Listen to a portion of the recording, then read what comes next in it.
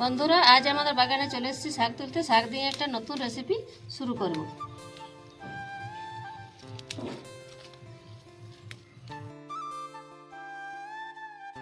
আজ আমাদের বাড়ির টাটকা শাক তুলে পোস্ত দিয়ে করব।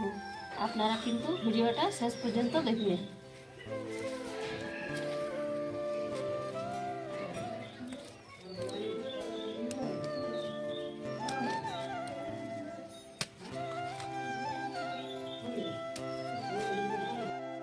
শাকগুলো ভালো করে ধুয়ে নিয়েছি, চলুন তাহলে এবারে কেটে নেব।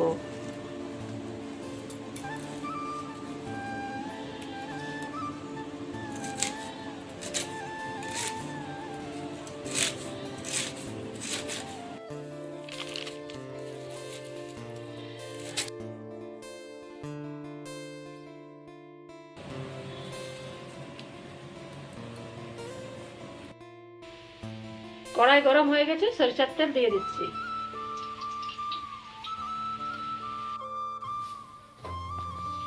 এটা কিন্তু বন্ধুরা আমাদের সিক্রেট মশলা। এই মশলাটা কিন্তু আপনারা সবাই মনে রাখবেন, আর এটা দিলে স্বাদ কিন্তু দ্বিগুণ হয়।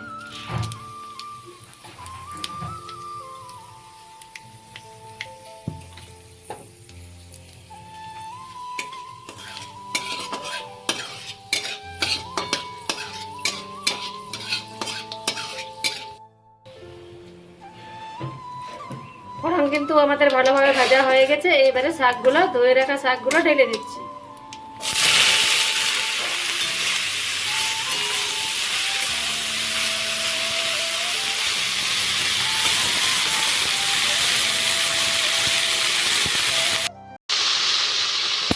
সামান্য কিছু লবণও দিয়ে দিচ্ছি।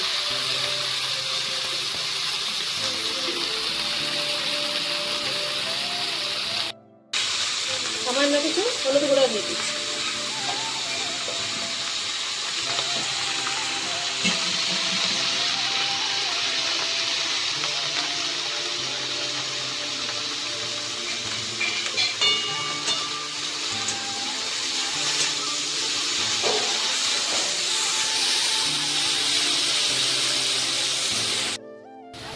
শাক কিন্তু আমাদের ভালোভাবে সিদ্ধ হয়ে গেছে।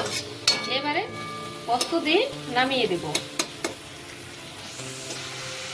আমরা কিন্তু 5 মিনিটের জন্য ঢাকা দিয়ে সিদ্ধ করে নিয়েছি। ওইটা কিন্তু আপনাদেরকে দেখানো হয় নাই। আর আপনারা কিন্তু এভাবে বাড়িতে শাক দেখবে, বানিয়ে খেয়ে দেখবেন। আর অবশ্যই বন্ধুরা, আমাদের শাক সিদ্ধ হয়ে গেছে। এবার পোস্ত দিয়ে নামিয়ে নেব।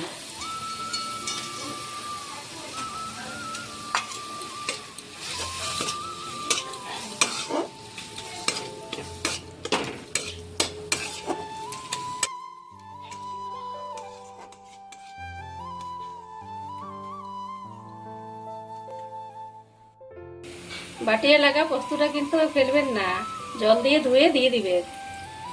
আমরা কিন্তু ফেলি নাই।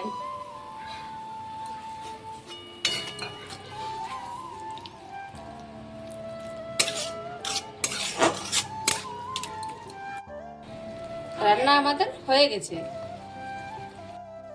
আমার ঠাকুমা কিন্তু এই রেসিপিটা খুব বানাতো, তাই আমি ঠাকুমার দেখি কয়েকটা শিখেছি। তাই একবার বাড়িতে ট্রাই করে দেখলাম কেমন লাগে। আমার এই ঠাকুমার হাতের এই রেসিপি কিন্তু একবার বাড়িতে বানিয়ে খেয়ে দেখবেন। আর যারা অবশ্যই খাবেন তারা কমেন্ট করে জানাবেন। আর আমাদের জেঠিবাইজি কিচেনের পাশে থাকবে।